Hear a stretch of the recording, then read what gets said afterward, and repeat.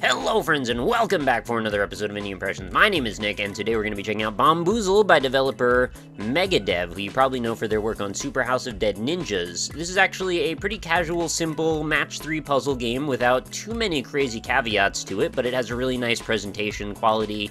It's got a good input mechanic. It's just kind of a chill game, and I actually quite enjoy match 3 games, believe it or not. I've played a lot of Bejeweled in my day, and there just aren't that many out there that I'm really aware of that are worth playing. A lot of them just seem like kind of gateway drugs for iOS people who just kind of like go on and they just get charged a ton of money in microtransactions. This isn't one of those. This is just a very simple, easy, and accessible game to get into. So why don't we look at the options real quick before we get started. Music and sound volume, nothing too wild and crazy here. And let's look at our modes. We have choices between Infinite, Timed, and Skull. I'm going to opt for Timed because I believe that kind of gives you the best choices of all of the different things that are going on here. Infinite is obviously just one that doesn't end and keeps on giving you matching possibilities as far as I know forever. And Skull, well, I mean, it says Infinite, right? So Skull mode is just where there's going to be some skulls that'll pop in, and I think they eventually will kill you if you get enough of them or something. I wasn't exactly able to figure out what the problem with the skulls was. It just kind of seemed like another tile to me. But here we go. We're in time mode, and this is what we're going to be doing. So we've got these faces everywhere that kind of remind me a lot. This is actually a terrible first move. They remind me a lot of like various characters from Parappa the Rapper, completely tangentially. I don't think they are meant to or anything. It's just kind of funny. But we're going to try and create the biggest line of continuous adjacent character faces. They have to be in one of 4 directions, so I can't do like diagonal stuff. That actually just doesn't work. And we just basically draw onto the playfield to get credit for them. Occasionally if you get, well, not occasionally, every time you get over 6 matches in one chain, you actually get another one of these bombs. And anytime you want, you can actually just trigger those bombs to create a chain reaction if there's more than one in like 2 tiles of each other, I think it is. And you can use that to get higher score combos. So, I mean, you can probably already guess this is basically the majority of what gameplay is about. I just figured this would be a fun thing to show off. Like I said, I'm a fan of these games, and I'm not aware of a ton of them. And it's also kind of cool to see what some of the developers' prior titles to, or are, before Super House of Dead Ninjas. And this is actually an obvious one. We'll go around a circle there. The timer started, what was it, at 999? Whatever that interval of time is, because it's not quite a second. It seems to be a lot faster than that.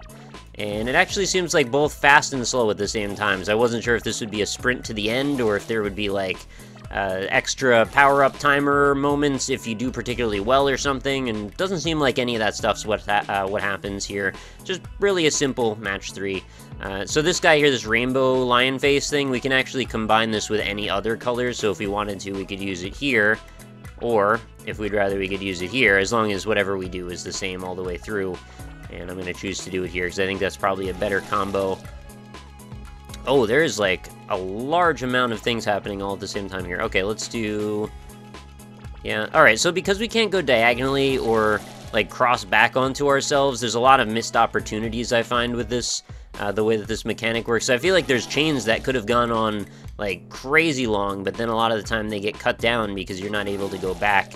And I mean, that makes sense, that's the gameplay mechanic, but I feel like it could have been even more gratifying if you had the option to clear out some of the leftovers, because a lot of times you'll leave one thing left, and that's just, you know, kind of frustrating, especially when they don't end up getting terminated later on, despite how many chains you end up getting.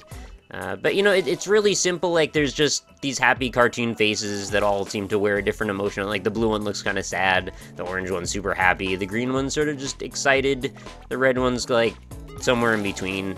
And then there's actually more pieces that'll show up, I think, the longer you play.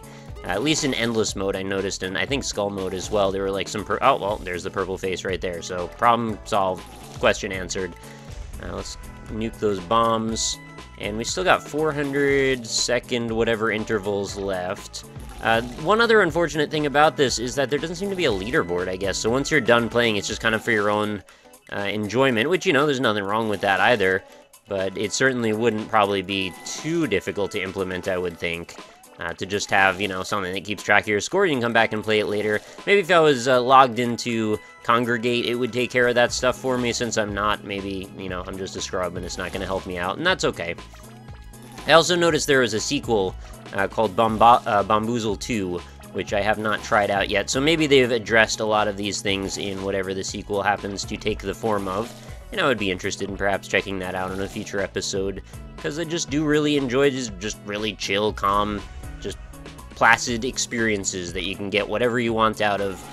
And it's nice to feel like there are some alternatives. I know it's silly to say because probably every possible permutation of Match 3 has been done by someone at some point.